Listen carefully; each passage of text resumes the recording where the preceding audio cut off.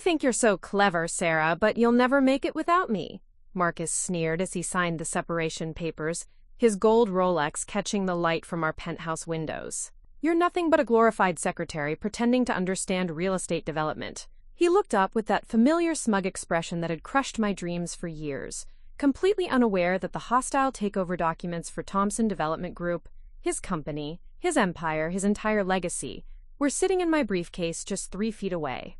Before we dive in, let me tell you how a woman who was told she'd never amount to anything without her husband ended up owning everything he thought he'd built, and how the biggest mistake of his life became the greatest opportunity of mine. Before we jump back in, tell us where you're tuning in from, and if this story touches you, make sure you're subscribed, because tomorrow, I've saved something extra special for you.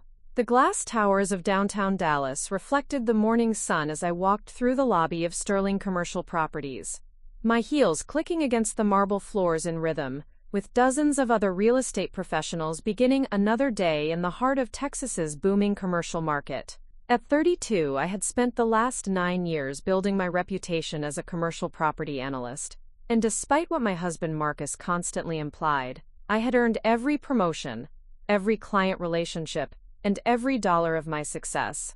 Marcus Thompson had founded Thompson Development Group 8 years ago, starting as a small residential construction company that specialized in luxury custom homes in the affluent suburbs north of Dallas. What began as a modest operation with 5 employees had grown into a respected firm managing over $300 million in development projects across Texas.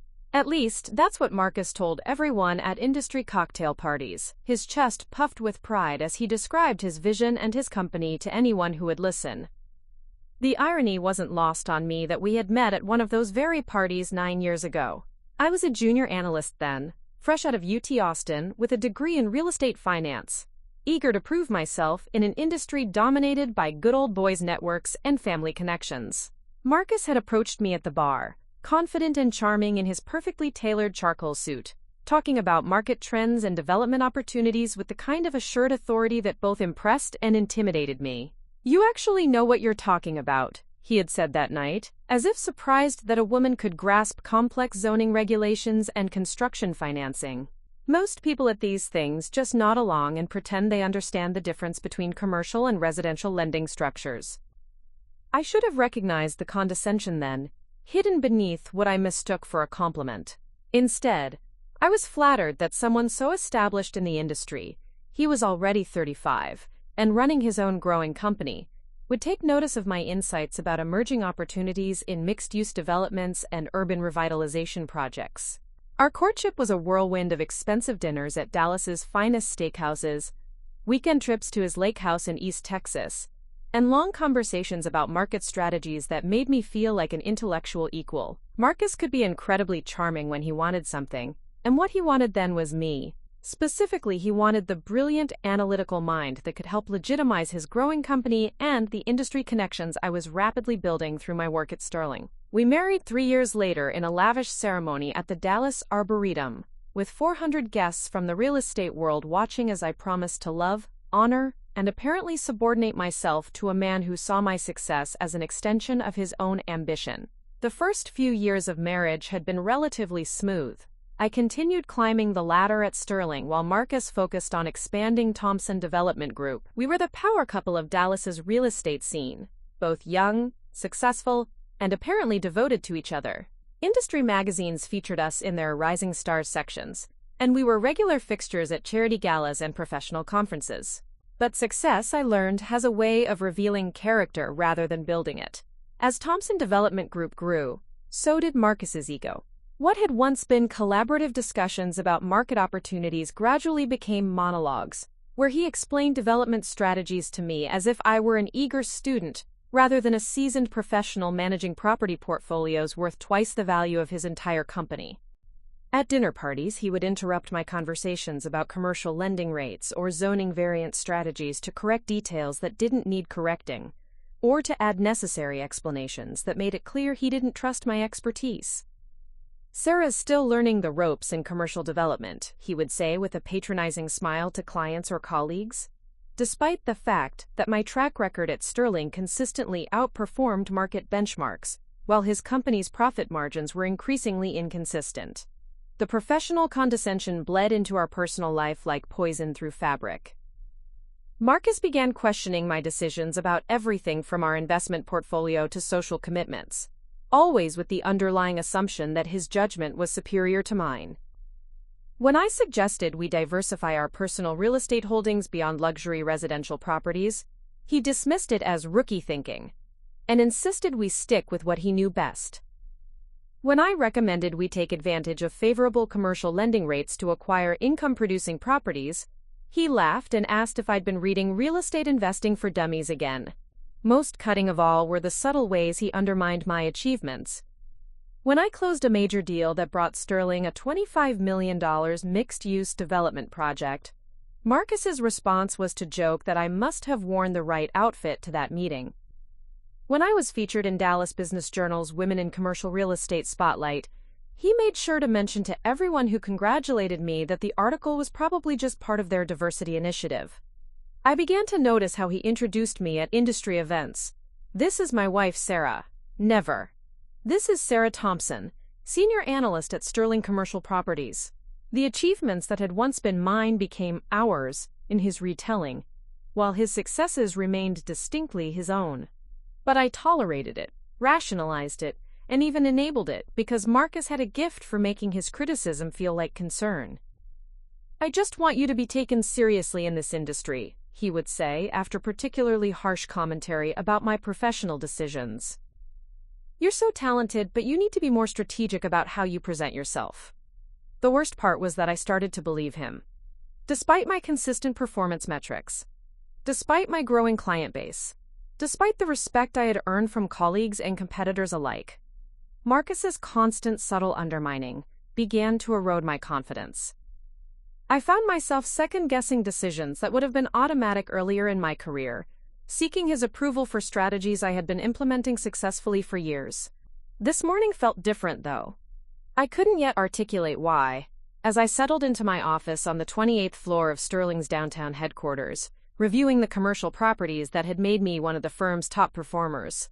Something felt like it was shifting. Maybe it was the call I'd received yesterday from Jennifer Martinez at Lone Star Capital Partners, congratulating me on the Metroplex mixed-use deal that had just closed.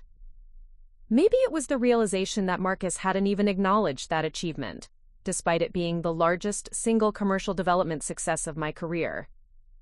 Or maybe it was simply that after 6 years of marriage and 9 years in this industry, I was finally tired of pretending that Marcus's success made him my superior, when increasingly all evidence suggested the opposite was true.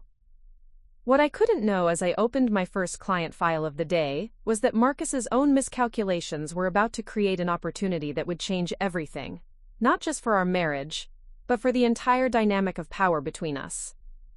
And it would start with a conversation I wasn't supposed to hear, revealing that the man who constantly questioned my professional judgment had been making decisions that would destroy everything he claimed to have built. Preparing and narrating this story took us a lot of time, so if you are enjoying it, subscribe to our channel. It means a lot to us. Now back to the story. The Texas Real Estate Excellence Award ceremony was supposed to be my crowning moment.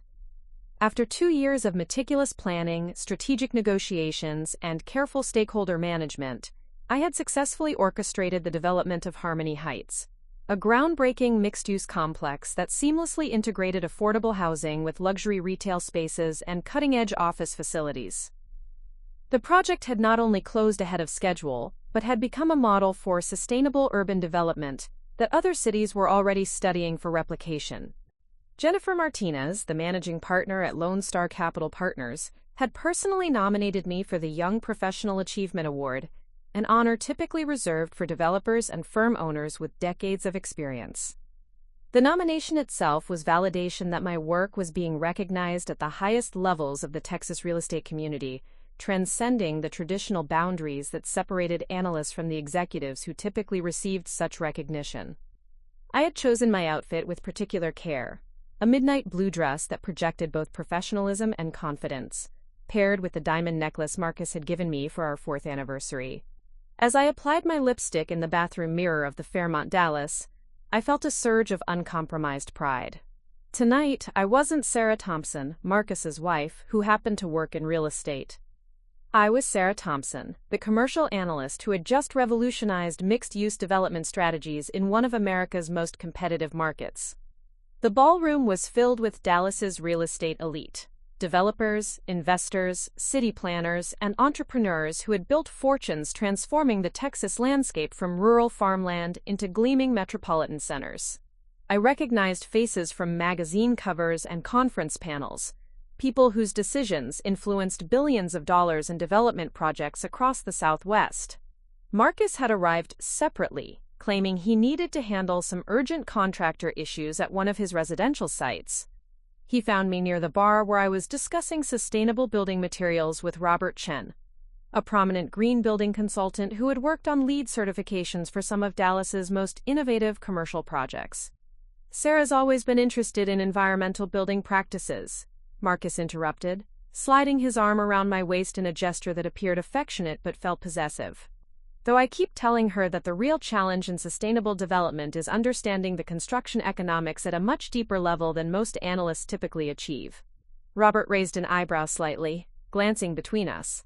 He had been in the middle of praising my innovative approach to incorporating renewable energy systems into commercial developments when Marcus inserted himself into the conversation. "Actually, Sarah was just explaining some fascinating insights about solar panel integration that I hadn't considered," Robert replied diplomatically. "It sounds like she's done extensive research on the financing structures that make these projects viable." "Oh, she's definitely a quick study," Marcus responded with that patronizing smile I had learned to dread. "I've been mentoring her on the more complex aspects of development financing. It's interesting how much there is to learn once you get beyond surface-level analysis." The implication was clear to everyone within earshot. Any insight I had offered was really Marcus's expertise filtered through my limited understanding. Robert's expression shifted almost imperceptibly, the respect I had been building in our conversation suddenly tempered by the suggestion that I was merely repeating someone else's analysis. I felt heat rise in my cheeks but forced myself to maintain composure. "Robert, I should mention that the Harmony Heights project I'm being honored for tonight actually pioneered some of the financing integration strategies we were discussing. Perhaps we could continue this conversation after the ceremony." "Absolutely," Robert replied, though his enthusiasm had noticeably cooled. "Looking forward to hearing about the project details." As Robert moved away to greet other attendees, Marcus's grip on my waist tightened slightly. "You don't need to oversell yourself, Sarah. People can sense when someone's trying too hard to sound more experienced than they actually are." The comment landed like a physical blow, but before I could respond, Jennifer Martinez appeared beside us, her genuine smile a stark contrast to Marcus's calculated charm. "Sarah, I'm so excited about your presentation tonight. The preliminary impact data from Harmony Heights is extraordinary. I've already had 3 other cities ask how Dallas managed to create such an innovative public-private partnership model." "Sarah's always had good instincts," Marcus interjected smoothly. "Though, of course, identifying opportunities is only half the battle. The real skill is in structuring deals that actually get built. That's where experience makes all the difference." Jennifer's expression flickered with confusion. "Well, from what I understand, Sarah structured the entire development framework herself. The innovative financing model and the community integration strategy were particularly impressive." "Oh, absolutely," Marcus agreed, his tone suggesting generous credit to a junior colleague. "Sarah did excellent work executing the strategy. I was consulting behind the scenes on some of the more complex structural elements, but she really took ownership of the implementation." I stared at him, feeling something fundamental shift inside my chest. Consulting behind the scenes? The Harmony Heights project had been entirely my initiative, from the initial community needs assessment through the final closing negotiations. Marcus had been so focused on his residential developments that he barely knew the details of my work at Sterling. But here he was, in front of one of the most influential investors in Dallas, subtly rewriting history to position himself as the architect of my success. "That's interesting," Jennifer said slowly, her tone carefully neutral. "Because when Sarah pitched the project to our investment committee, she presented it as entirely her own analysis and strategy. Perhaps there was some miscommunication about the collaborative aspects? The silence that followed was deafening. Marcus's smile faltered for just a moment before reasserting itself with forced confidence. Well, you know how it is in this business. Ideas develop through so many conversations and consultations that it's sometimes hard to trace exactly where they originated. But Jennifer wasn't buying it, and neither was I anymore. In that moment, watching Marcus attempt to claim credit for work he had nothing to do with, in front of a professional contact who knew better, something fundamental shifted in my perception of our marriage. "If you'll excuse me," I said quietly, my voice steady despite the rage building in my chest. "I should review my presentation notes before the ceremony begins." I walked away from both of them, my heels clicking against the marble floor, with each step carrying me further from the woman who would have tolerated that humiliation in silence. Behind me, I could hear Marcus attempting to recover the conversation with Jennifer, his voice carrying that forced joviality he used when he realized he had overplayed his hand. But the damage was done, not just to his reputation, but to whatever remained of my willingness to let him diminish my achievements. As I found a quiet corner near the windows overlooking downtown Dallas, I realized that something had fundamentally changed. I was no longer willing to be Marcus's supporting character in the story of his success. What I didn't know yet was that while I was discovering my limits for his professional undermining, Marcus was about to provide me with evidence of betrayal that would make his condescension seem trivial by comparison. The real revelation would come later that evening, when I returned home early and discovered exactly how Marcus had been spending those urgent contractor meetings he mentioned so frequently. The presentation went flawlessly. Standing before Dallas's real estate elite, I walked them through the Harmony Heights development, with the confidence and expertise that Marcus's earlier undermining had temporarily shaken but couldn't ultimately destroy. The questions afterward were sharp and insightful, the kind that recognized me as a peer rather than questioning my credentials. Jennifer Martinez had pulled me aside as the evening wound down to discuss potential collaboration opportunities between Lone Star and Sterling, the kind of high-level partnership discussions that could define the next phase of my career. "Your approach to community-integrated development could revolutionize how we think about urban planning projects," she had said. "I'd love to explore some opportunities where your analytical framework could guide our investment strategy." I should have felt triumphant as I drove home through the quiet streets of North Dallas. Instead, Marcus's behavior at the ceremony sat in my stomach like spoiled food, leaving a bitter taste that even professional validation couldn't wash away. His attempt to claim credit for my work hadn't just been embarrassing, it had been revealing. The man I had married, the man I had believed was my partner in building a life together, saw my achievements as raw materials for constructing his own reputation. Our house in Preston Hollow was dark when I pulled into the circular driveway at 10:45, much earlier than I had originally planned. The ceremony had concluded with coffee and networking, but after Marcus's performance, I had lost my appetite for industry small talk. I used my key quietly, not wanting to wake Marcus if he had already gone to bed. The house felt empty as I stepped into the foyer, my heels echoing off the travertine floors we had selected together during our 3rd year of marriage. Those had been happier times, when we still felt like collaborators rather than competitors. The living room was empty, as was the kitchen. Marcus's Porsche had been in the garage, so I knew he was home. Perhaps he was already asleep, or working in his home office as he often did when reviewing construction schedules and contractor bids. I climbed the stairs toward our master bedroom, already mentally rehearsing the conversation we needed to have about boundaries and mutual respect. But as I reached the top of the stairs, I heard something that stopped me cold. The low murmur of Marcus's voice, followed by a distinctly feminine laugh that definitely didn't belong to a client call. The sounds were coming from his home office, the door slightly ajar with warm light spilling into the hallway. My initial thought was that perhaps he was on a video conference with a West Coast client. It wouldn't be unusual for him to be working with California-based investors late into the evening. But something about the tone of the conversation felt wrong, too intimate and playful for professional discussion.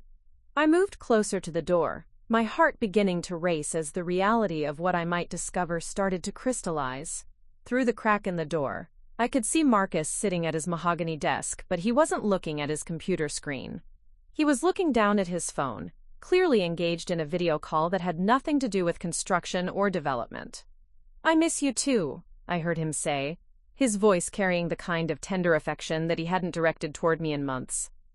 This whole awards thing tonight was such a waste of time. I should have just canceled and driven down to Austin to see you instead. My breath caught in my throat. The awards ceremony he was dismissing as a waste of time was the same event where he had publicly undermined my professional achievements. While I had been presenting the biggest project of my career to industry leaders, he had been mentally elsewhere, wishing he was with someone else. Did Sarah suspect anything when you left early? The voice coming through his phone was clear enough for me to recognize, and the recognition hit me like a physical blow. Amanda Rodriguez.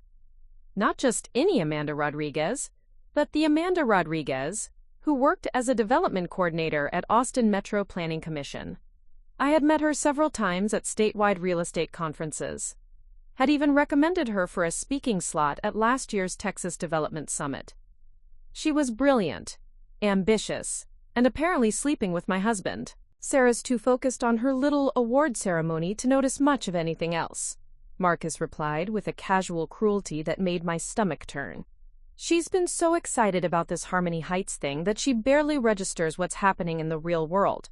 It's actually perfect cover for us. The casual dismissal of my professional achievements stung, but it was the phrase, perfect cover for us, that revealed the true scope of his betrayal. This wasn't a recent indiscretion or a moment of weakness. This was an ongoing relationship that he had been carefully concealing while using my dedication to my career as camouflage for his infidelity. I still can't believe she doesn't know, Amanda said, her voice carrying a mix of amusement and concern. You two seem so together at industry events. Marcus laughed, the sound hollow and calculating. Sarah sees what she wants to see. She's so desperate to believe we have this perfect power couple thing going that she ignores all the obvious signs. Besides, she's so insecure about her place in the industry that she needs me to validate her success.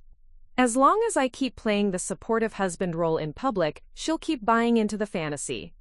The words landed like successive blows, each one more devastating than the last. Not only was Marcus cheating on me, but he was doing it with someone from my own professional circle, while simultaneously mocking my career achievements and questioning my intelligence. The man I had trusted with my heart, my home, and my professional confidences saw me as a convenient fool whose success existed only to serve his reputation while providing cover for his betrayal. I stood frozen in the hallway for what felt like hours, but was probably only minutes, my back pressed against the wall as Marcus's voice continued to drift from his office.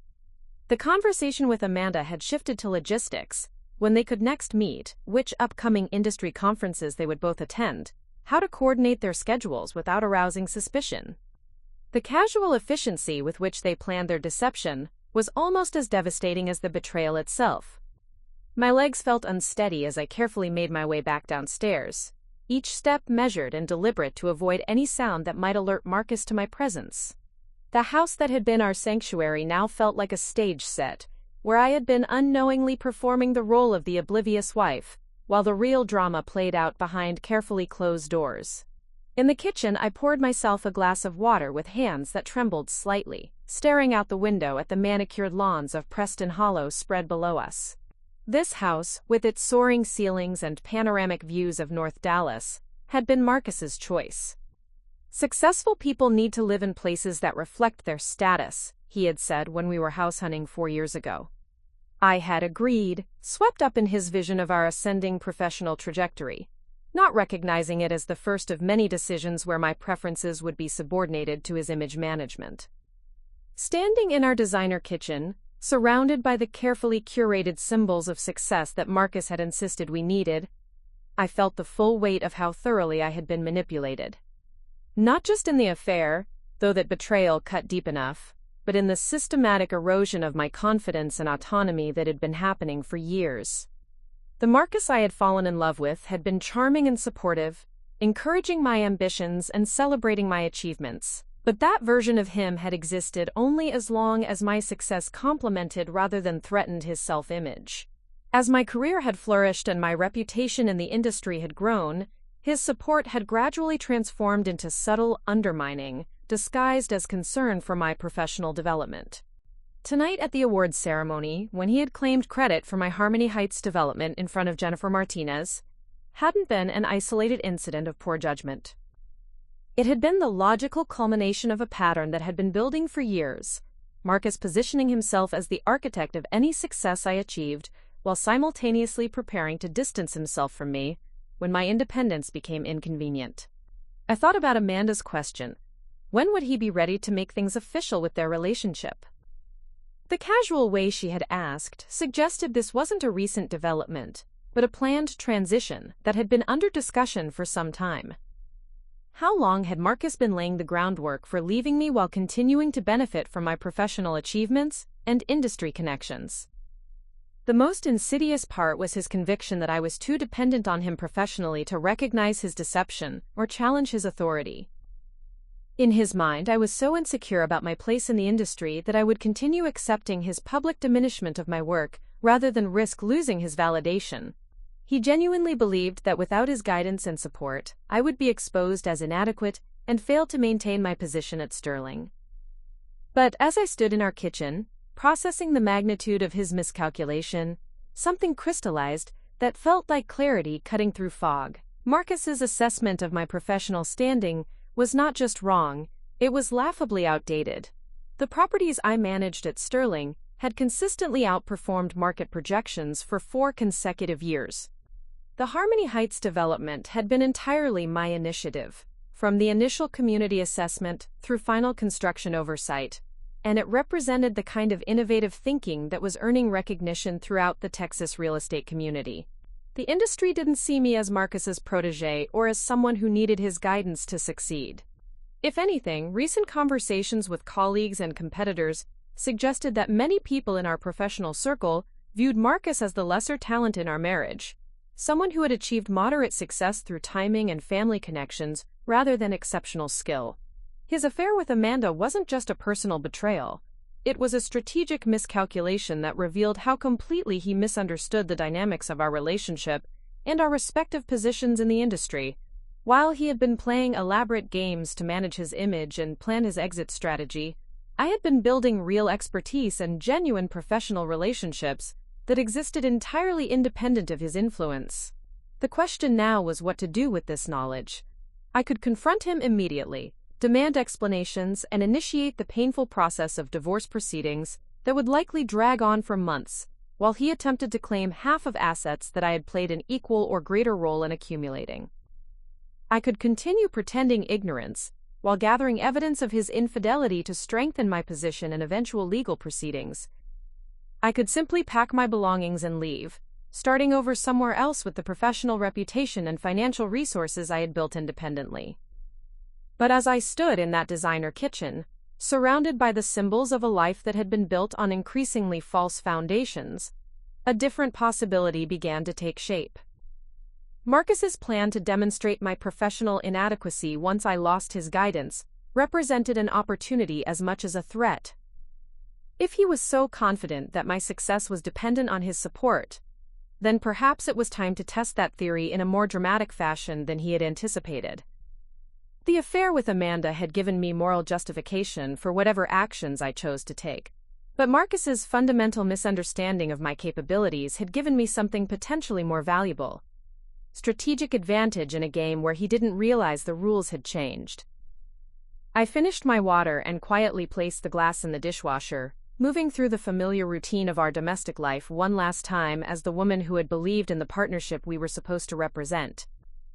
When I woke up tomorrow morning, I would begin the process of becoming someone else entirely, someone who would show Marcus exactly how much he had misunderstood about my strength, my independence, and my capacity for strategic thinking. But first, I needed to understand exactly what I was working with. Marcus's overconfidence about my professional dependence suggested he wasn't paying close attention to my actual position at Sterling, or my broader industry relationships. If I was going to test his theory about my capabilities, I needed to know precisely what resources I had at my disposal.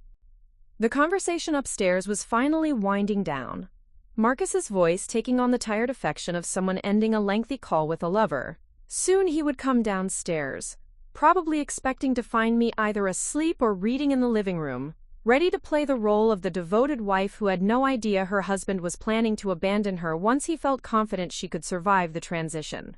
He was about to discover that survival was no longer my primary concern. What interested me now was victory. I spent the next hour in our home office, a space that Marcus and I had designed to accommodate both our professional needs, but which he increasingly dominated with his development project files and contractor schedules. Using my laptop, I began a systematic review of our financial situation that I should have conducted years earlier. What I discovered was more complex than I had expected. Our joint accounts showed regular deposits from both my sterling salary and Marcus's distributions from Thompson Development Group, but the patterns revealed some interesting discrepancies. While my income had grown steadily over the past 4 years, reflecting my advancing position and successful project completions, Marcus's distributions had become increasingly irregular. Some months showed large deposits that suggested major project completions, while others showed minimal activity that seemed inconsistent with the growth story he constantly told at industry events. More concerning were several large withdrawals from our joint savings account that I didn't remember authorizing, all labeled as, quote, business investments or development opportunities.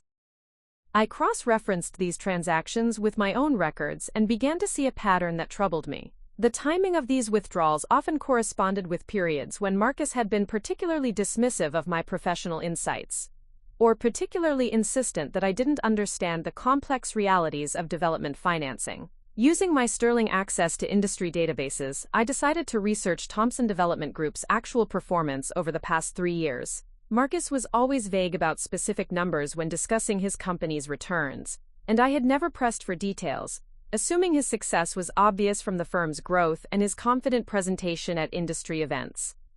What I discovered was shocking. Thompson Development Group's project completion rates for the past 18 months were not just below industry averages, they were catastrophically poor. Marcus's company had failed to complete 3 major residential developments on schedule, resulting in substantial penalty payments to investors and contractors.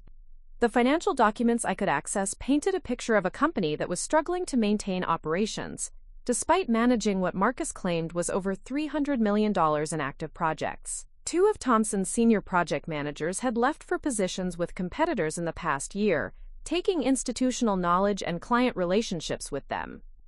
Most alarming was evidence of increasingly desperate financing strategies. Marcus had been taking on projects with unrealistic timelines and budget constraints, apparently trying to generate the cash flow necessary to compensate for earlier failures and retain fleeing investors. The construction industry databases showed clear signs of a company that was overextended and undercapitalized, making emotional decisions driven by the need to recover quickly, rather than building sustainable long-term value. I spent the next 2 hours cross-referencing these findings with news reports and industry gossip, piecing together a more complete picture of Marcus's professional situation. Thompson Development Group wasn't the thriving company he presented at cocktail parties.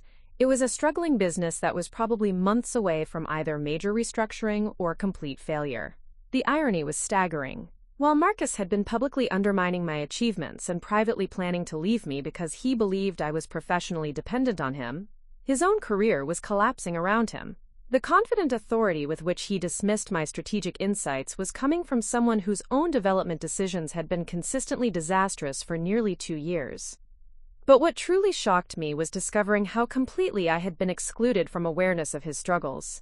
Marcus had been presenting our financial situation as stable and growing, frequently mentioning successful project completions and new investor relationships that apparently existed only in his imagination or were vastly overstated. The expensive dinners, the luxury vacations, the designer renovations to our house, all of it had been funded through increasingly precarious financial arrangements that I knew nothing about. I found evidence of a second mortgage on our house that had been secured 8 months earlier, credit lines that had been opened in both our names but used entirely for business expenses at Thompson Development Group. Our investment accounts, which I had assumed were growing steadily through regular contributions, showed recent liquidations of assets we had supposedly been saving for our future. Marcus hadn't just been cheating on me emotionally and sexually. He had been systematically concealing a financial crisis that threatened everything we had built together, while simultaneously planning to abandon me once he felt confident I could survive without his guidance. The discovery shifted my entire understanding of our situation. I wasn't the professionally dependent spouse in a marriage to a successful entrepreneur. I was the financially stable partner who had been unknowingly subsidizing the failures of someone whose business acumen was far inferior to his marketing ability. As Sterling's morning shift began to arrive and the building filled with the familiar sounds of a real estate services firm beginning another day, I sat in our home office reviewing documentation that revealed the true balance of power in my marriage. Marcus's plan to demonstrate my professional inadequacy once I lost his support was based on a fundamental misunderstanding. He was the one whose career was failing while mine was thriving independently of any connection to him. The question now was how to use this information to my advantage. The scope of Marcus's deception became clearer over the following week, as I methodically investigated every aspect of our intertwined financial and professional lives. What had started as a discovery of marital infidelity had evolved into the uncovering of systematic business fraud that extended far beyond personal betrayal into potentially criminal territory. Using the financial access I had as Marcus's spouse and business partner, we had established joint accounts and shared investment portfolios during the early years of our marriage when we still believed in collaborative success. I was able to piece together a comprehensive picture of his increasingly desperate attempts to maintain the facade of prosperity while his company collapsed around him. The second mortgage on our house was just the beginning. Marcus had also secured a business line of credit using our home as collateral, funds that he had been using to cover operational expenses at Thompson Development Group, when the company couldn't meet its payroll obligations from actual revenue. Our retirement accounts, which I had assumed were growing steadily through regular contributions, had been systematically drained over the past 10 months to cover contractor payments when clients refused to release funds for substandard work. But the most shocking discovery came when I accessed our joint business investment account and found evidence of unauthorized project diversion that violated every principle of construction ethics and fiduciary responsibility. Marcus had been using funds designated for one development project to cover cost overruns and delays on completely different properties, essentially running a shell game with investor money to hide the true scope of his operational failures. When those diversions inevitably created shortfalls on the original projects, he had been borrowing against our personal assets to meet contractual obligations, all while maintaining the public facade that Thompson Development Group was managing a successful portfolio of luxury residential developments. I spent 3 sleepless nights reviewing bank statements, construction contracts, and legal documents that painted a picture of someone who had been systematically looting our shared financial resources while maintaining the pretense of professional success. The expensive cars, the luxury vacations, the designer renovations that had maintained our image as a successful power couple, all of it had been financed through the liquidation of assets that were supposed to secure our future together. The most damning evidence came from email exchanges I discovered between Marcus and his business accountant at Thompson Development Group. The messages revealed that Marcus had been knowingly misrepresenting project completion timelines to existing clients while soliciting new investments based on fabricated progress reports. "We need to show substantial progress on the Lakewood Estates project or we'll lose the Henderson family investment," Marcus had written to his accountant in October. "Use the foundation work from the Plano site to create completion photos, and don't mention the permit delays until after we secure the next round of funding." The Henderson investment, I learned through further investigation, was a $2.8 million commitment from a retired couple who had trusted Marcus with a significant portion of their retirement savings. The Lakewood Estates project they thought they were funding was 6 months behind schedule due to zoning violations and contractor disputes that Marcus had failed to disclose. But what made the situation truly explosive was the connection to Amanda Rodriguez and the Austin Metro Planning Commission. Marcus's affair wasn't just a personal betrayal. It was a professional strategy designed to gain access to advanced planning information and regulatory intelligence that Thompson Development Group was using to compete unfairly against other developers. Email exchanges between Marcus and Amanda revealed the scope of this insider trading arrangement. She had been providing him with advance notice of zoning changes and infrastructure development plans that weren't public knowledge, allowing Marcus to purchase land and position development proposals before his competitors even knew opportunities existed. She had shared confidential environmental impact assessments that Marcus used to avoid costly due diligence while bidding on projects where other developers had to conduct expensive studies. Most damaging of all, she had given him access to the Austin Metro Planning Commission's long-term development priorities. intellectual property that Marcus was using to guide Thompson Development Group's strategic planning without attribution. The relationship that I had discovered as marital infidelity was actually a sophisticated scheme to commit regulatory fraud, insider trading, and development conspiracy on a scale that could result in criminal charges for both participants. Marcus wasn't just cheating on me. He was using Amanda to gain illegal advantages in competitive bidding while systematically defrauding his own clients and looting our personal assets to maintain the charade. The scope of the deception was staggering. But what struck me most profoundly was how completely Marcus had underestimated my ability to uncover and understand what he was doing. His confident assertions about my professional dependence on his guidance were coming from someone who had been committing business crimes that I could identify and document with the analytical skills he constantly dismissed as inadequate. Every condescending comment about my limited understanding of complex development structures, every patronizing explanation of construction financing that I supposedly couldn't grasp without his mentorship, every public diminishment of my analytical capabilities, all of it was coming from someone whose own business decision-making had been so catastrophically poor that he had resorted to fraud and insider trading to maintain the appearance of competence. The final piece of the puzzle came when I discovered Marcus's correspondence with a bankruptcy attorney.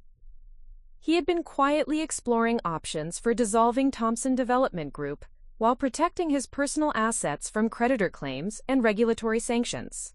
The strategy involved transferring ownership of various assets to my name without my knowledge, using our marriage as a shield to hide wealth from his creditors and the investors he had defrauded. I was supposed to be the unwitting accomplice in his financial crimes, the naive spouse whose name could be used to conceal assets while he disappeared from the wreckage of his failed company and destroyed relationships. His plan to leave me for Amanda wasn't just about personal preference. It was about timing his exit to coincide with the collapse of Thompson Development Group, ensuring that I would be left holding legal responsibility for debts and obligations I knew nothing about. But Marcus had made a critical miscalculation. The woman he thought was too professionally dependent and personally insecure to challenge his authority was actually someone with the analytical skills to uncover his scheme and the industry connections to expose it effectively. His systematic underestimation of my capabilities had created the perfect conditions for his own destruction. As I compiled the evidence of his fraud, embezzlement, and regulatory violations, I realized that I held the power to destroy not just Marcus's career, but potentially Amanda's as well. More importantly, I had discovered that my own financial position was far stronger than I had understood, while his was catastrophically weaker than he had been pretending.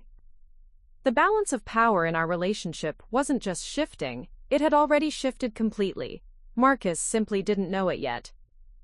During this investigation, I made another crucial discovery that would prove instrumental in my plans. While researching Thompson Development Group's financial situation, I learned that the company was not only failing to meet its current obligations, but was also sitting on several valuable assets that Marcus had been too prideful or too incompetent to properly leverage.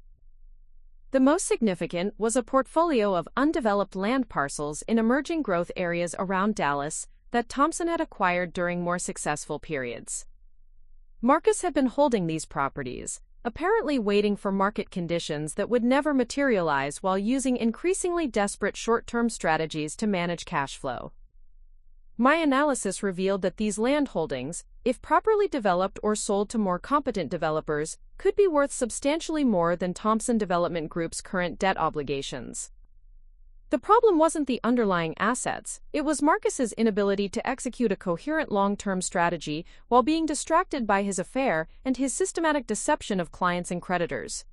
This discovery led me to explore a possibility that was both elegant and devastating.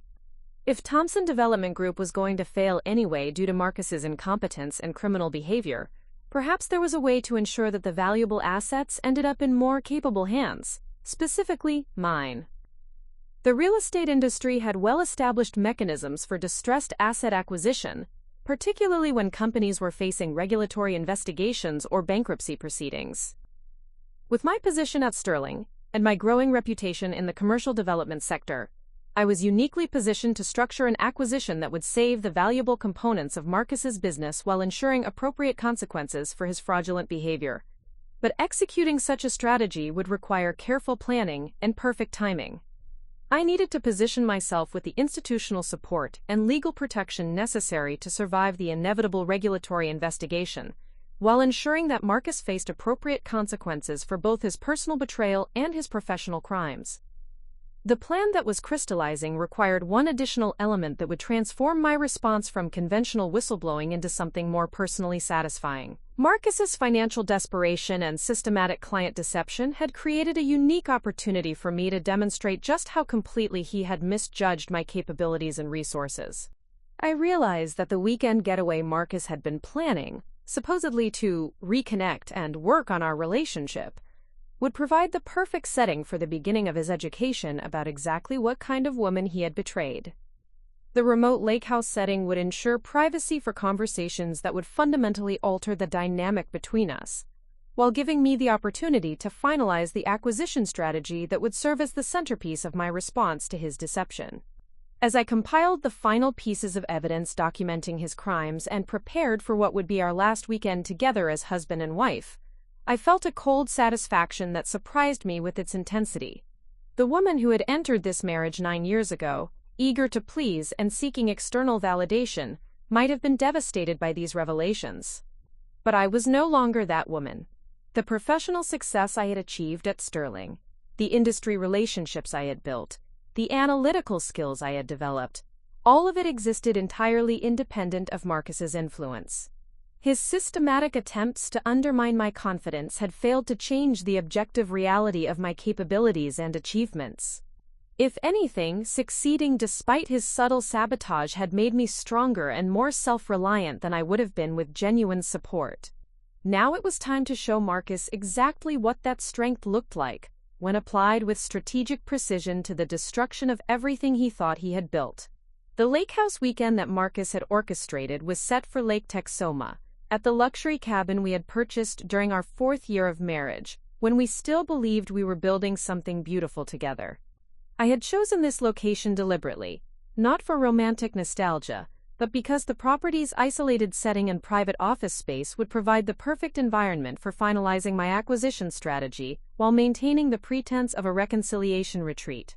Friday afternoon, as I packed our bags while Marcus finished what he claimed was an urgent conference call with Austin city planners, I received a text message that nearly shattered my carefully maintained composure. Can't wait to have this whole situation resolved. The countdown to our real life together starts this weekend. The message was intended for Amanda, but Marcus's careless contact management had sent it to me instead. The casual cruelty of referring to our 9-year marriage as a situation that needed to be resolved before he could begin his authentic life crystallized every doubt I had been suppressing about the moral implications of my planned response. For weeks, I had been methodically gathering evidence and positioning myself for maximum strategic advantage, while maintaining the emotional distance necessary for effective planning. But seeing our marriage dismissed as an inconvenient obstacle to his genuine happiness brought the personal devastation crashing through my professional detachment like a levee bursting under pressure. I sat on our bed, surrounded by the clothes I was packing for what Marcus believed would be a romantic weekend, and finally allowed myself to fully process the emotional reality of what I was planning to do. The evidence I had compiled would destroy both Marcus's career and Amanda's, potentially resulting in criminal charges and professional disgrace that would follow them for the rest of their lives. The financial consequences alone would be catastrophic: regulatory fines, civil lawsuits, and the complete collapse of any reputation they had built in Texas's real estate community. Was I prepared to wield that level of destructive power? Did the satisfaction of revenge justify the systematic dismantling of two people's professional lives, regardless of their crimes against me and their clients? The doubt that had been lurking beneath my strategic planning finally surfaced with full force. The woman I had been when I married Marcus 9 years ago had believed in forgiveness, in working through relationship challenges, in assuming the best about people's motivations even when their actions seemed hurtful. Had Marcus's betrayal transformed me into someone I didn't recognize? Someone capable of calculated destruction disguised as professional justice? My phone buzzed with another message, this one clearly intended for me. Sorry for the delay. This Austin planning meeting is more complicated than expected, but it should wrap up soon. looking forward to our weekend together. The casual endearment from someone who was actively planning to abandon me once he felt confident I could survive without his guidance felt like salt poured into fresh wounds. But it also reminded me that my moral qualms about destroying Marcus's career were founded on a fundamental misunderstanding of our situation. I wasn't contemplating revenge against someone who had made mistakes or poor decisions in our relationship. I was planning to expose systematic criminal behavior that was actively harming innocent people beyond myself. Marcus's clients, many of them young families and retirees who had trusted him with their life savings, were being defrauded through manipulated progress reports and Ponzi-style project financing. Amanda's regulatory violations were undermining the competitive integrity of Texas's entire development sector, giving Thompson Development Group illegal advantages while honest competitors operated at a systematic disadvantage.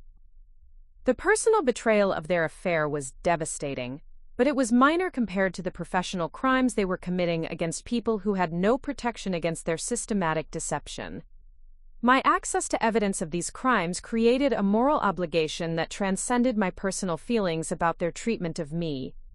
More importantly, I realized that my hesitation about destroying their careers was based on an outdated self-image that no longer reflected reality. The woman who had entered this marriage seeking external validation and believing she needed Marcus's guidance to succeed professionally no longer existed. The evidence I had compiled demonstrated analytical capabilities and strategic thinking that exceeded anything Marcus had ever accomplished in his legitimate business activities. I wasn't planning to destroy innocent people who had made mistakes. I was planning to expose criminal behavior by individuals who had systematically underestimated my ability to recognize and document their activities.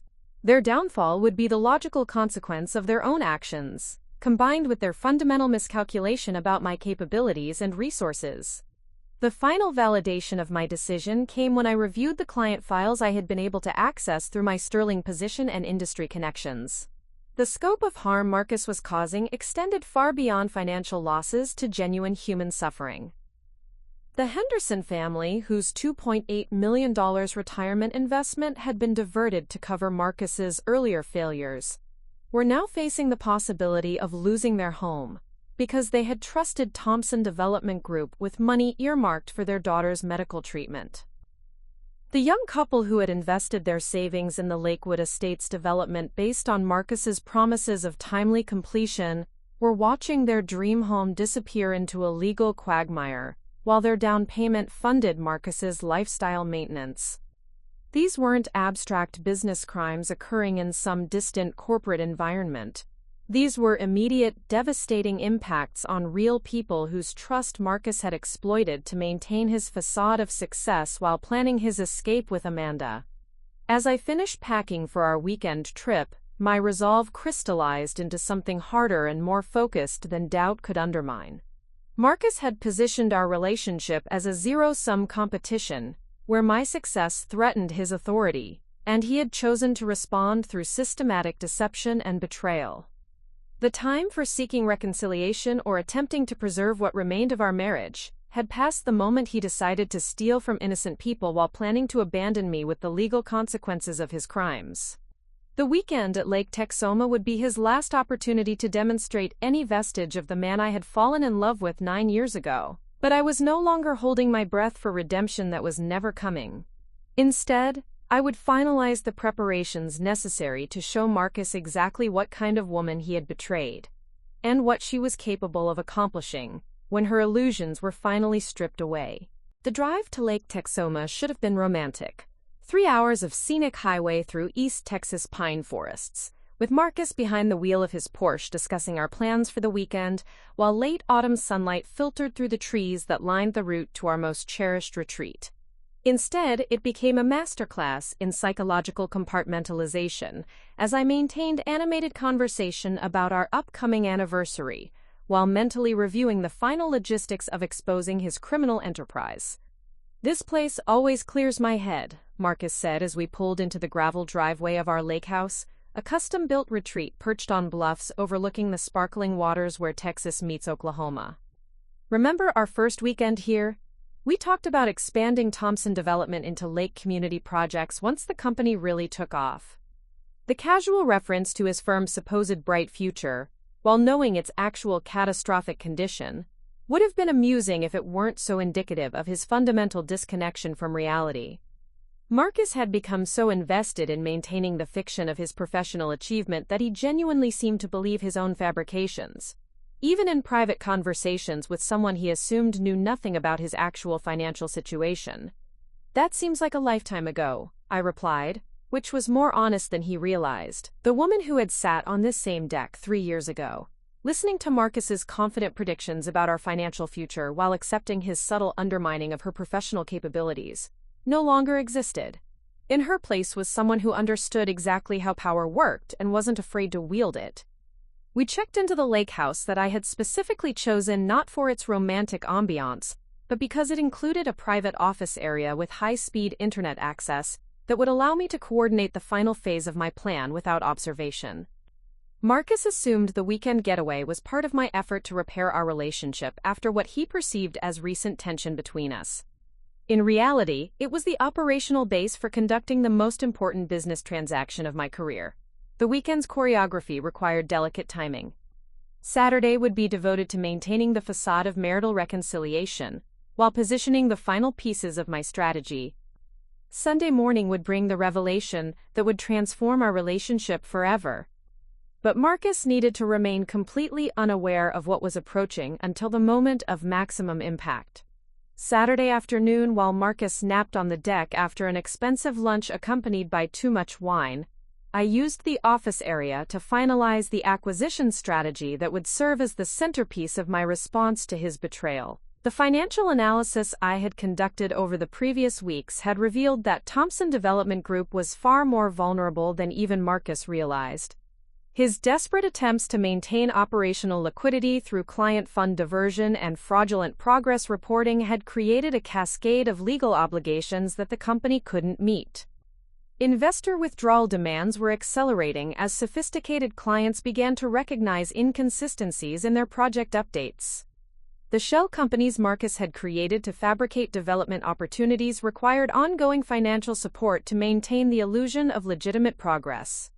Most critically, the regulatory scrutiny that would inevitably follow any investigation of his activities would freeze assets and create immediate insolvency. But what Marcus didn't understand was that his company's vulnerability created an opportunity for someone with sufficient capital and strategic positioning to acquire control through distressed asset purchase and debt assumption. Working from the Lake House office, I coordinated with Sterling's acquisition team and several private equity contacts to structure a purchase offer that would give me majority control of Thompson Development Group's valuable assets at a fraction of their supposed market value. The deal required careful legal structuring to ensure that Marcus's criminal liabilities wouldn't transfer to the new ownership, but Sterling's attorneys had extensive experience with distressed asset acquisitions that involved regulatory complications. The irony was exquisite. Marcus's systematic deception had created the perfect conditions for his own professional destruction at the hands of the woman he had dismissed as professionally dependent. His fraud had made Thompson Development Group vulnerable to acquisition, while his affair had given me moral justification for pursuing maximum advantage in any transaction. His fundamental misunderstanding of my capabilities had prevented him from recognizing that I possessed both the analytical skills to identify his vulnerability and the financial resources to exploit it effectively. Saturday evening's dinner at the Lake House's gourmet kitchen provided the perfect setting for what would be Marcus's last meal as a successful entrepreneur, though he remained blissfully unaware of that reality. Sunday morning arrived with the kind of pristine Texas weather that made Lake Texoma legendary. Brilliant sunshine reflecting off the water's surface, gentle waves lapping against our private dock, and a crisp autumn breeze that carried the scent of pine and fresh water. Marcus woke refreshed and affectionate, pulling me close with the satisfied contentment of someone who believed his deceptions remained perfectly concealed. "Happy anniversary weekend," he murmured against my neck, his hands tracing familiar patterns on my skin with the practiced intimacy of 9 years of marriage. "This has been exactly what we needed. Time away from work stress, just focusing on us." The irony of his words, celebrating us, while actively planning to leave me for Amanda Rodriguez, might have been devastating a month ago. Now it simply provided confirmation that Marcus had learned nothing about my actual awareness or capabilities during our time together. He remained convinced that his performance as the devoted husband was successfully concealing his betrayal, just as he believed his performance as a successful entrepreneur was concealing his business crimes. "It has been perfect," I agreed, sitting up and reaching for the coffee service I had ordered to arrive at precisely 8:30 a.m. "Though I do have a small surprise for you before we head back to Dallas." Marcus's expression brightened with the pleased anticipation of someone who enjoyed receiving gifts and attention. "You've already surprised me with this whole weekend. What else could you have planned?" I handed him his coffee, black, no cream, exactly as he had drunk it every morning for 9 years, and retrieved my laptop from the lake house's business center. "Well, you know how you've always said I should think more strategically about big-picture opportunities rather than focusing on day-to-day property analysis?" He nodded, settling back against the pillows with the indulgent expression he used when preparing to offer guidance on subjects he assumed I didn't fully understand. "Absolutely.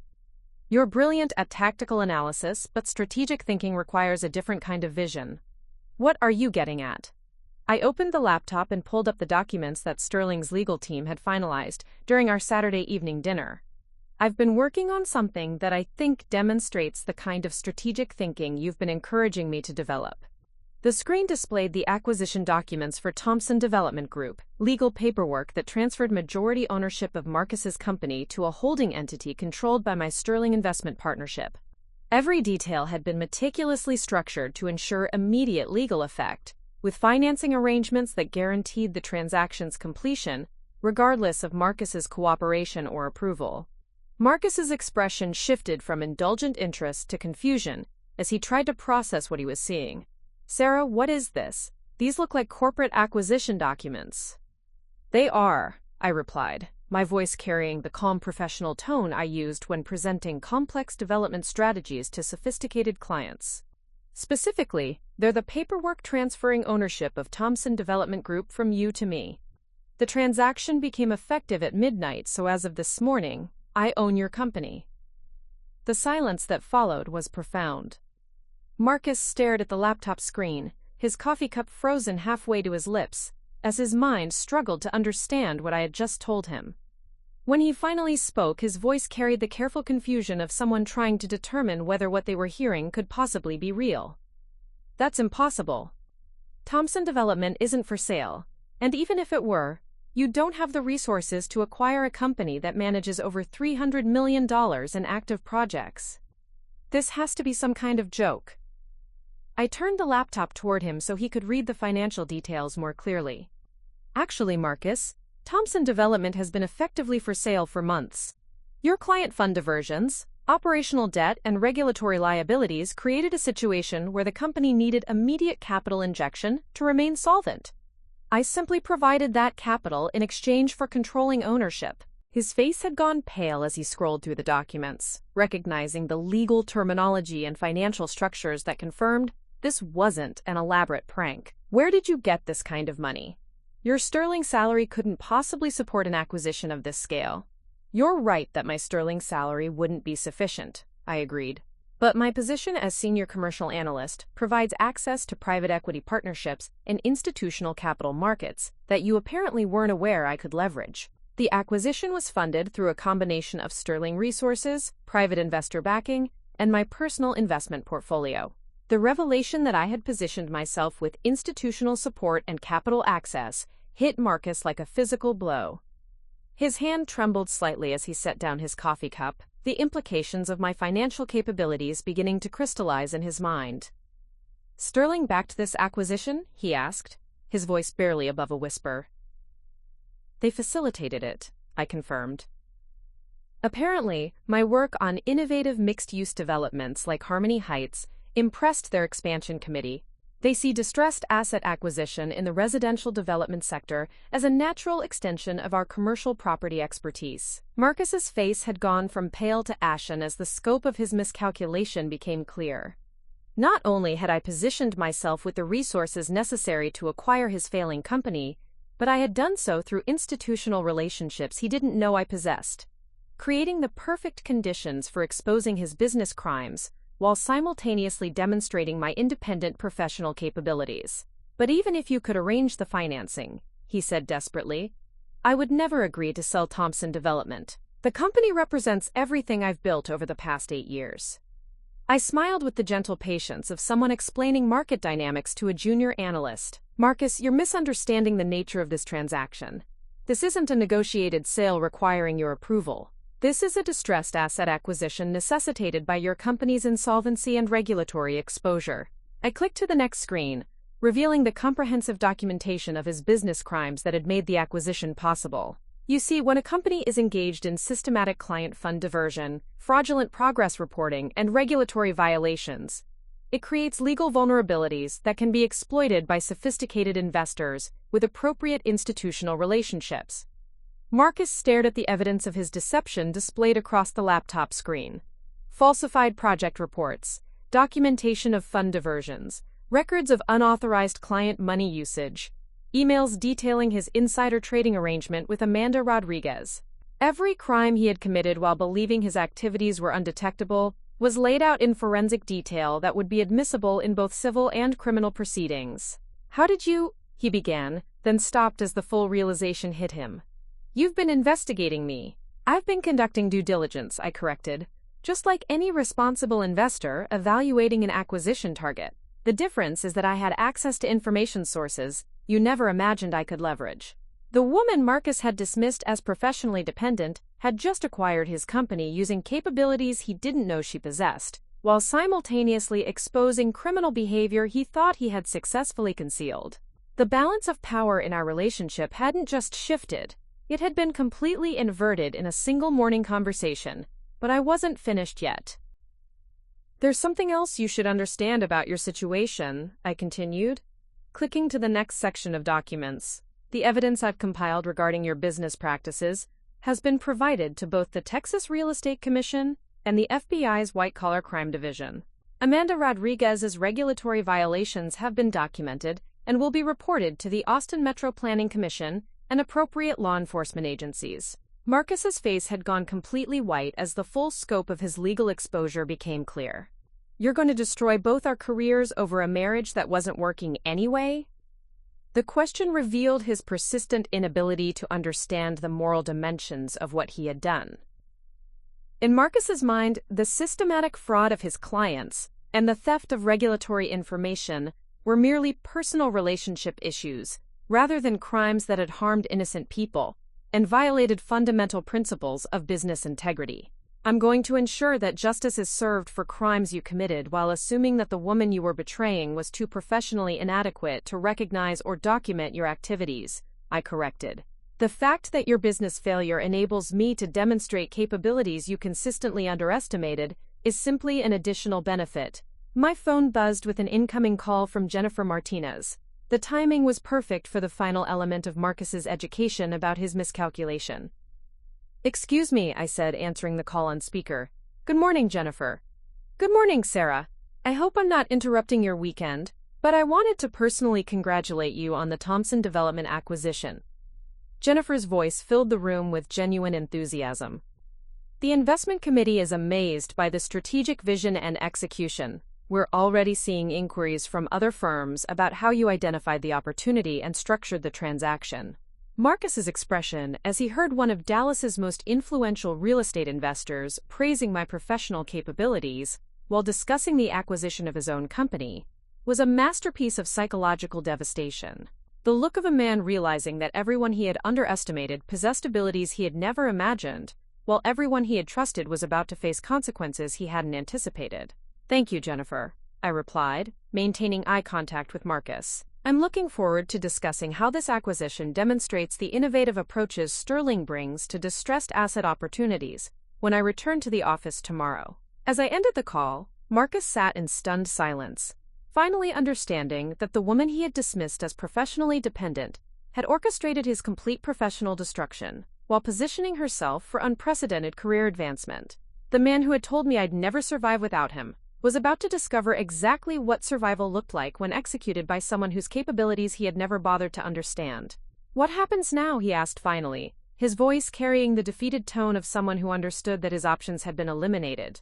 Now, I said, closing the laptop and turning to face him directly, you get to understand exactly what you've lost through your own miscalculations. 6 months later, I stood in the corner office on the 35th floor of Sterling Commercial Properties' new headquarters in the Dallas Arts District, reviewing quarterly performance reports that exceeded even my most optimistic projections. The Thompson Development Group acquisition had been transformed from a failing company engaged in systematic fraud into a specialized distressed property division that had generated $89 million in returns during its first 6 months under new management.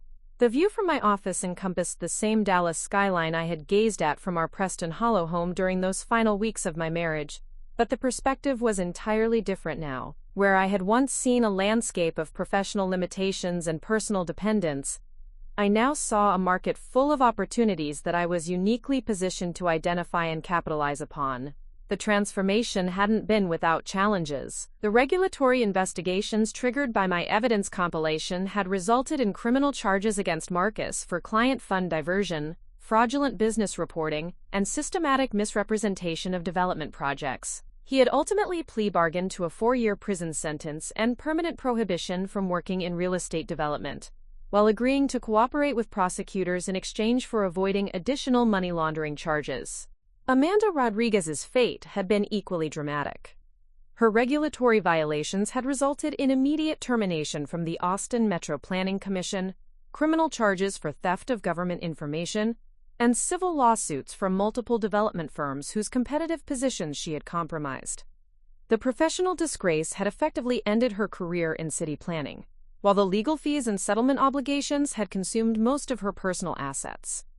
But the most satisfying aspect of their downfall hadn't been the criminal consequences or financial penalties. It had been watching them realize that their systematic underestimation of my capabilities had created the perfect conditions for their own destruction.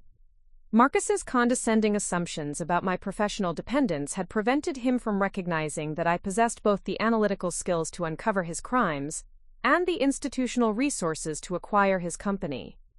Amanda's casual confidence in her deception had made her careless about operational security when dealing with someone she assumed was no threat to her schemes. The industry's response to the scandal had been swift and decisive.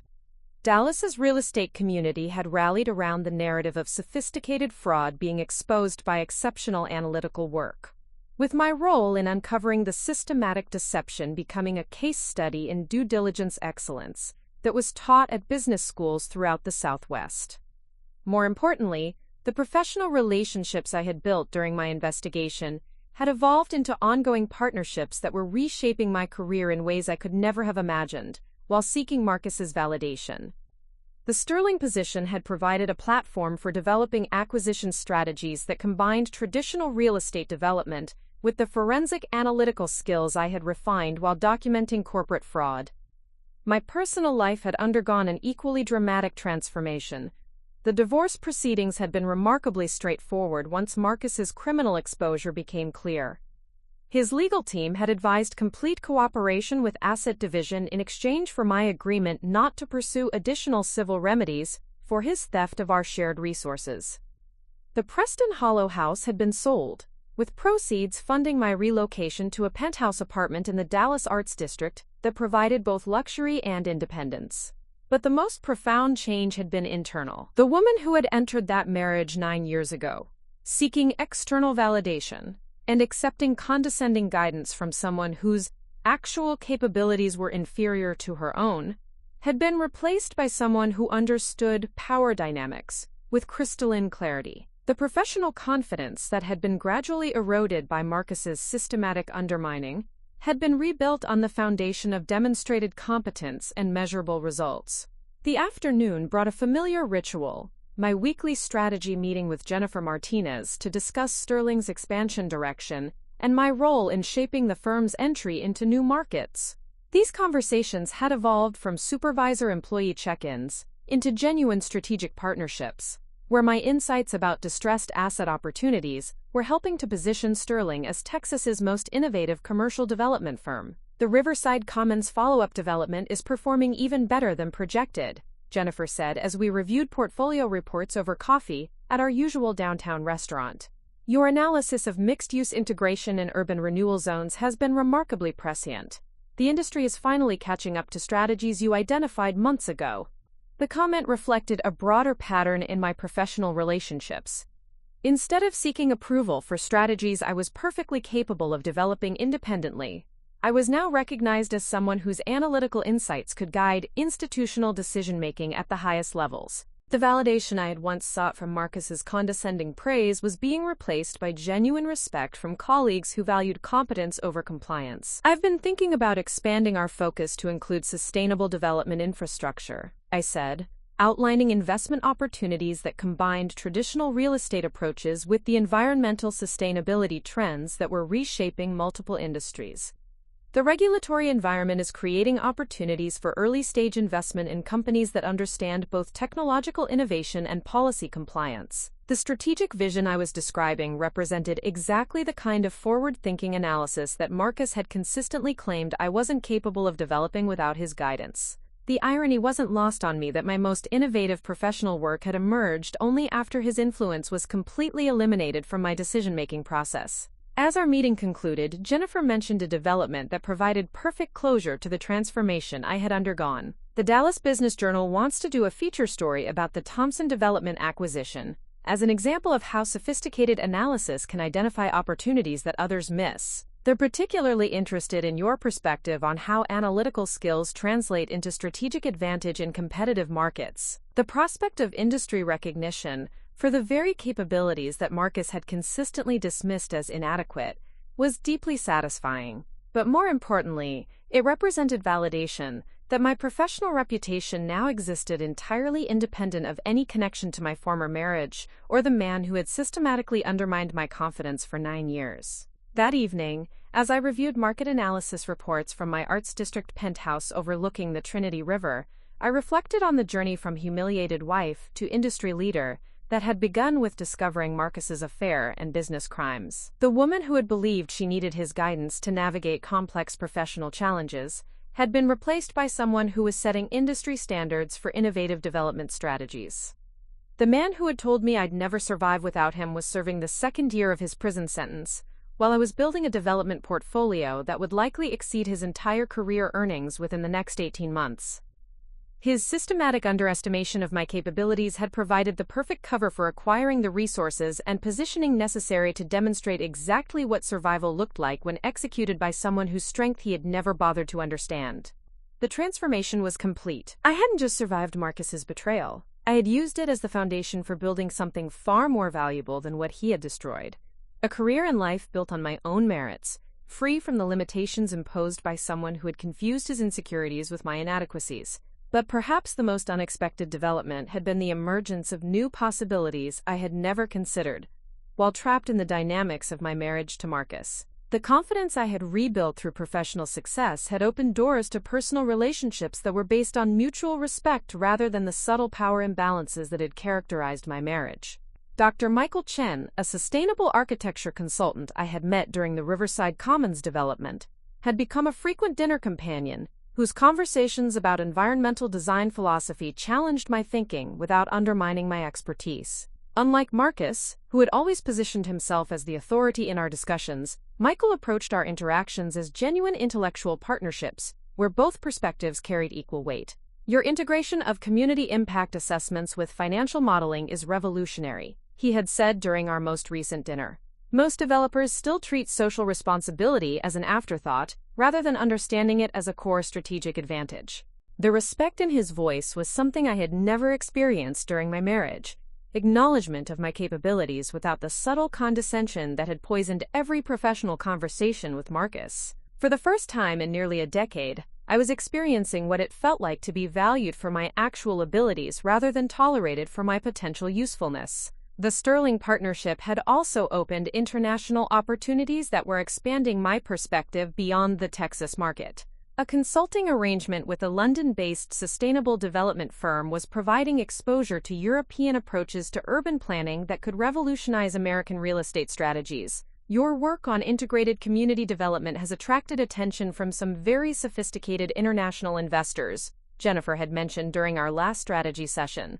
There's growing interest in bringing American mixed-use expertise to emerging European markets. The possibility of international expansion represented the kind of career trajectory that would have been impossible, while I was constrained by Marcus's need to position himself as the superior partner in our relationship. His systematic undermining had been designed to ensure that my success never overshadowed his own achievements, creating artificial limitations on my professional growth that I had internalized without recognizing their source. Now, free from those constraints and supported by institutional resources that recognized my capabilities, I was discovering professional possibilities that extended far beyond anything I had imagined during my marriage.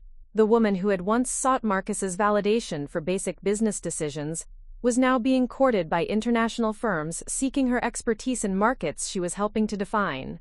1 year after that devastating morning at Lake Texoma, I found myself standing in the main conference room of Sterling Commercial Properties, addressing a packed audience of real estate professionals, investors, and journalists who had gathered for the official launch of the Sterling Thompson Sustainable Development Initiative. The irony of the name wasn't lost on anyone in the room. What had once been Marcus Thompson's failing company, built on fraud and deception, had been transformed into a pioneering force in environmentally conscious urban development. The Thompson name now represented innovation and integrity rather than criminal behavior and regulatory violations. "Ladies and gentlemen," I began, looking out at the sea of faces that included many of the same people who had witnessed Marcus's condescending behavior toward me at countless industry events.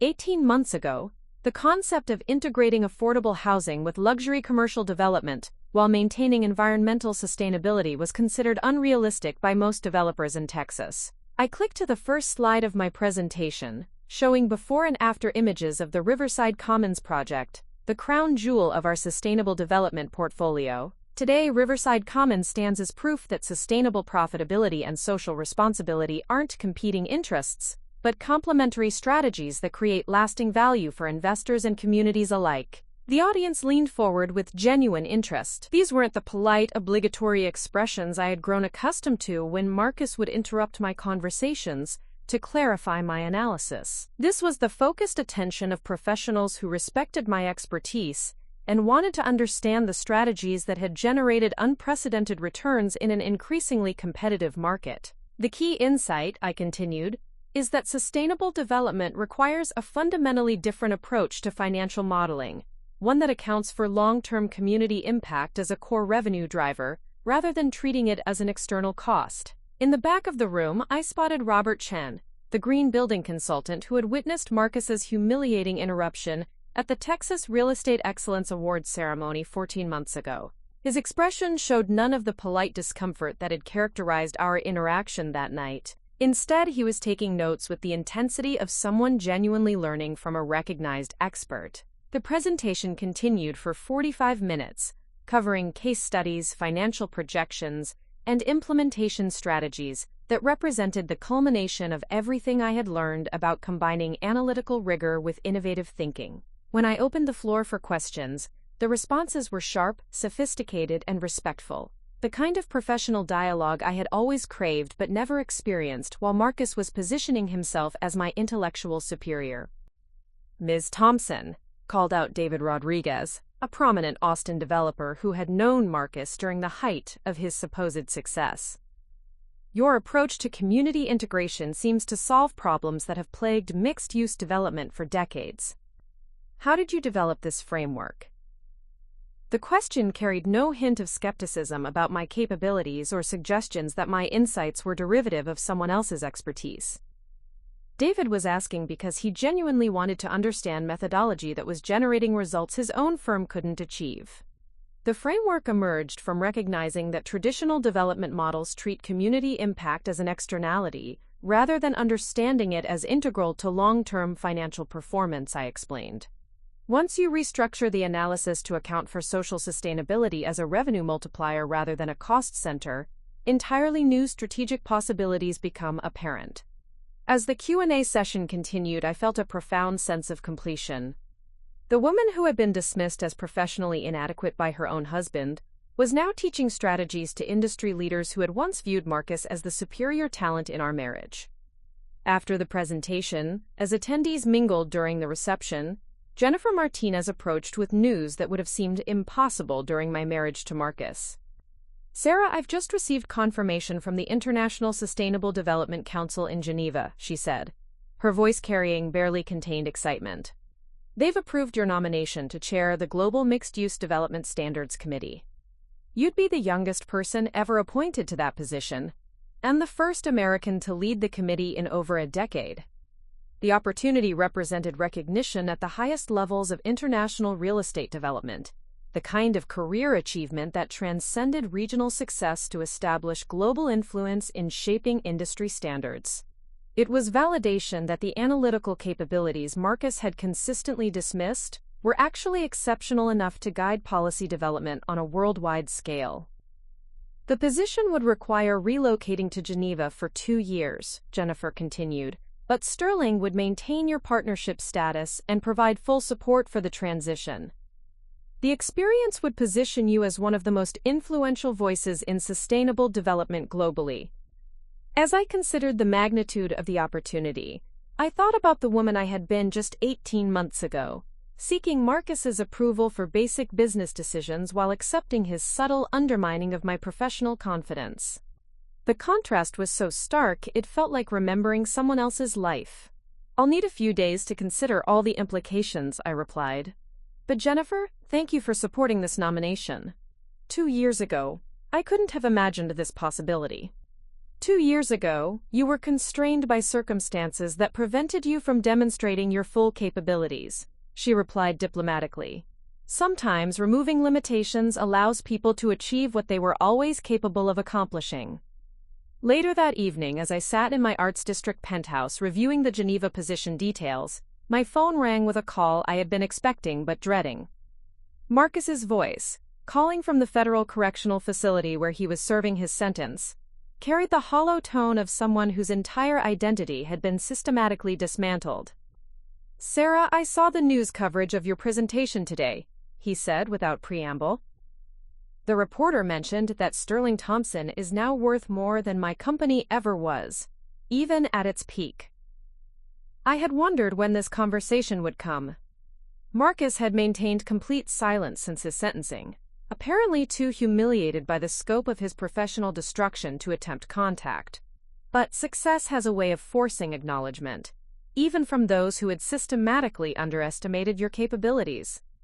The company is performing well, I replied neutrally, not wanting to either gloat or minimize the transformation that had occurred. I need you to understand something, Marcus continued, his voice carrying the weight of someone finally grasping the magnitude of his miscalculations. I thought I was protecting you by limiting your professional ambitions. I genuinely believed you needed my guidance to succeed in this industry. The admission was both satisfying and sad. Confirmation that his condescending behavior had been rooted in fundamental misunderstanding rather than deliberate cruelty, but also recognition of how completely he had misjudged both my capabilities and his own limitations. I understand that you believed that, I replied. But Marcus, your protection was actually constraint. The success you're seeing now is what I was always capable of achieving once those constraints were removed. There was a long silence before he spoke again. I heard about the Geneva appointment opportunity. That's incredible, Sarah. I never imagined you could achieve something like that. I know you didn't, I said quietly. That was the problem. After ending the call, I stood at my penthouse windows looking out at the Dallas skyline that had witnessed my transformation from dependent spouse to international industry leader. The city looked different now, not just because of my elevated perspective, but because I understood my place within it differently. The woman who had married Marcus 9 years ago, eager to please and seeking external validation, had evolved into someone who sets standards rather than seeking approval. The professional confidence that had been gradually eroded by systematic undermining had been rebuilt on the foundation of demonstrated excellence and measurable impact. Tomorrow, I would call Jennifer to accept the Geneva position. In 3 months, I would be shaping global policy in sustainable development from one of the world's most influential international organizations. The trajectory was breathtaking in its scope and speed. But perhaps the most satisfying aspect of this transformation wasn't the professional recognition or financial success. It was the complete elimination of doubt about my own capabilities.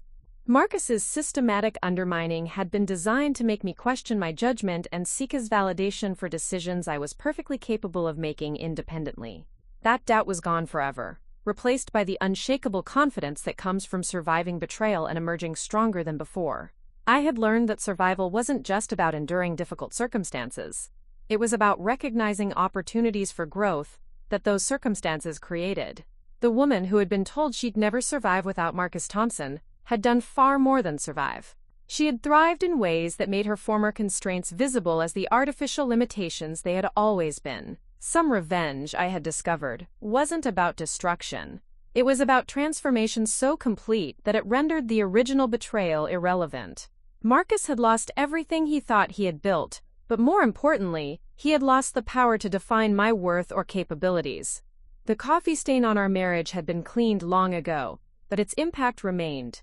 Not as a reminder of vulnerability, but as evidence that the moments of greatest challenge often precede the moments of greatest triumph. Standing in my penthouse, preparing for a future that exceeded every dream I had entertained during my marriage, I realized that Marcus had been right about one thing. I would never survive without him. I had done something far better. I had learned to thrive. Up next, you've got 2 more standout stories right on your screen. If this one hits the mark, you won't want to pass these up. Just click and check them out. And don't forget to like, subscribe, and turn on the notification bell so you don't miss any upload from us.